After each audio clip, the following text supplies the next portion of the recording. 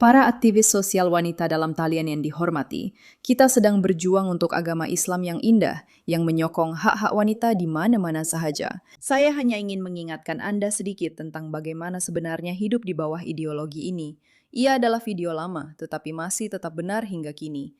Wah, Anda semua pasti akan teruja dan mungkin juga terkejut, kerana kerja ideologi Anda sangat-sangat baik dan sangat penting. Dan mungkin terima kasih kepada Anda, kita semua boleh hidup dalam realiti seperti ini.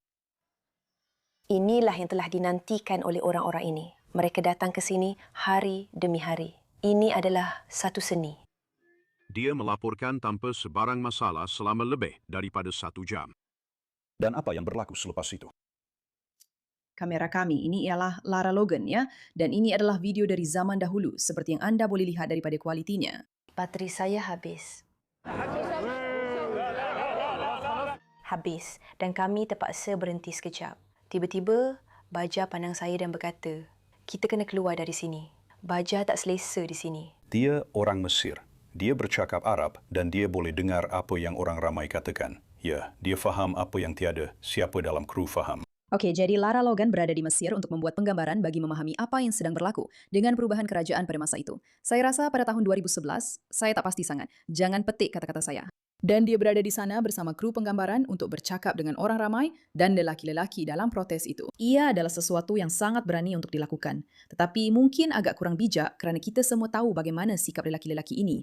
Apapun, dia berada di sana bersama pengawal ini. Dan apabila bateri kamera habis, para pengawal berkata, kita perlu segera keluar dari sini. Dan dia bertanya, kenapa? Dia jawab, kita perlu pergi sekarang. Betul tu. Saya diberitahu kemudian bahawa mereka berkata, mari kita tanggalkan seluarnya. Dan tiba-tiba, sebelum saya sedar apa yang sedang berlaku, saya rasa tangan-tangan memegang payudara saya, memegang celah peha saya, memegang saya dari belakang. Maksud saya, ia bukannya seorang sahaja dan kemudian berhenti. Ia seperti seorang, kemudian seorang lagi dan seorang lagi. Dan saya tahu Ray ada di situ dan dia sedang memegang saya dan menjerit, Lara, pegang saya, pegang saya. Ketika dia ditarik ke dalam kekecohan itu, kamera merakam jeritannya. Ini sangat menyedihkan. 5 saat sebelum membuat video ini, semua orang tersenyum dan bersikap baik kepadanya kerana mereka sedang dirakam. Semua lelaki ini, lihatlah. Ye, kita sedang dirakam. Kita sedang dirakam. Ini sangat menyeronokkan. Ini sangat menyeronokkan. Ini sangat menyeronokkan. Dia langsung tidak tahu. Dalam beberapa minit sahaja lagi, dia akan mengalami gangguan seksual secara nyata. Mereka akan memegang kemaluannya. Lelaki yang tidak dikenali dan dia langsung tidak tahu sebagai seorang wartawan. Ingat, di Barat kita cenderung untuk berfikir bahawa menjadi seorang wartawan bermakna anda mempunyai hak, anda dilindungi, anda tidak akan dibunuh di zon perang atau anda tidak akan didera. Anda boleh masuk ke situasi yang agak berbahaya dan itu akan melindungi anda sebagai seorang wartawan.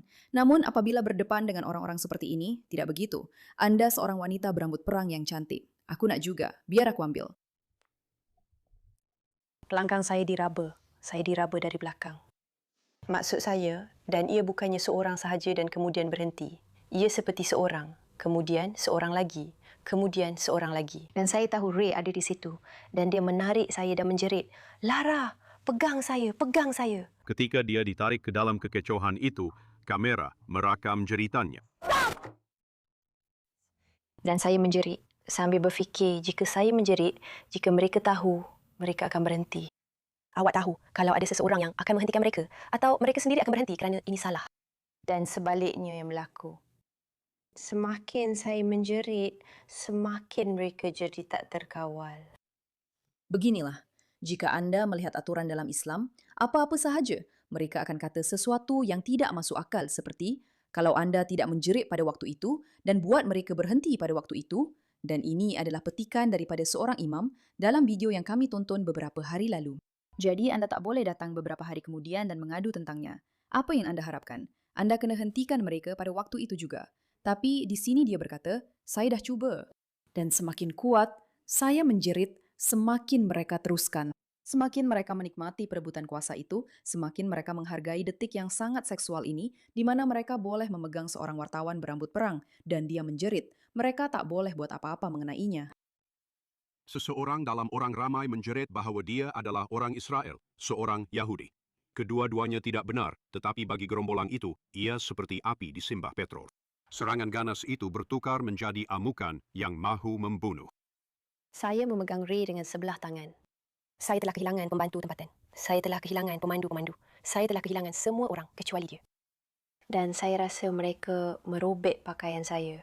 Saya rasa baju, sweater saya telah dikoyakkan sepenuhnya. Baju saya berada di sekeliling leher saya. Saya rasa saat bra saya terkoyak, mereka mengoyakkan klip logam pada bra saya. Mereka mengoyakkan bahagian itu. Dan saya rasa itu kerana angin. Saya rasa angin pada dada saya, pada kulit saya. Jadi sekarang, bukan sahaja dia seorang Yahudi berambut perang, Zionis, yang sebenarnya tidak ada di sini. Saya tak pasti sama ada dia seorang Zionis, tapi itu tidak benar. Sekarang, dia pada dasarnya berbogel dalam satu protes yang penuh dengan wanita. Lelaki, bukan wanita. Dan saya rasa mereka mengoyakkan pakaian saya. Mereka betul-betul mengoyakkan seluar saya hingga hancur. Kemudian saya rasa seluar dalam saya pun hilang.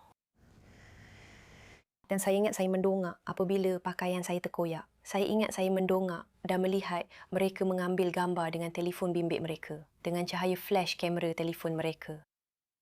Ray melaporkan bahawa dia mendapati dirinya memegang lengan jaket awak di tangannya. Ia telah tercabut sepenuhnya daripada bahagian jaket yang lain. Saya rasa pada saat itu, Ray adalah satu-satunya harapan saya untuk terus hidup. Awak tahu, dia sedang memandang saya dan saya dapat lihat wajahnya. Dan ada lautan manusia di antara kami. Jelas sekali mereka menarik dan memukul kami berdua. Saya pun tak sedar mereka memukul saya dengan tiang bendera, kayu dan macam-macam lagi. Sebab saya langsung tak rasa itu. Kerana saya rasa serangan seksual itu saja yang saya dapat rasa. Tangan-tangan mereka merogol saya berulang kali. Merogol awak dengan tangan mereka. Ya. Tanpa henti. Oh, dari depan, dari belakang. Dan saya tak pasti sama ada saya boleh terus berpaut pada Ray. Saya berpegang pada dia. Saya tak mahu lepaskan dia. Saya rasa saya akan mati kalau saya Terlepas pegangan pada dia.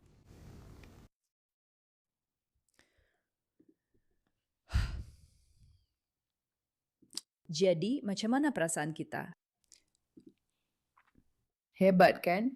Wartawan wanita di luar sana yang menyokong agenda pro-Islamis. Inilah yang mungkin berlaku kepada anda. Ya, sedap.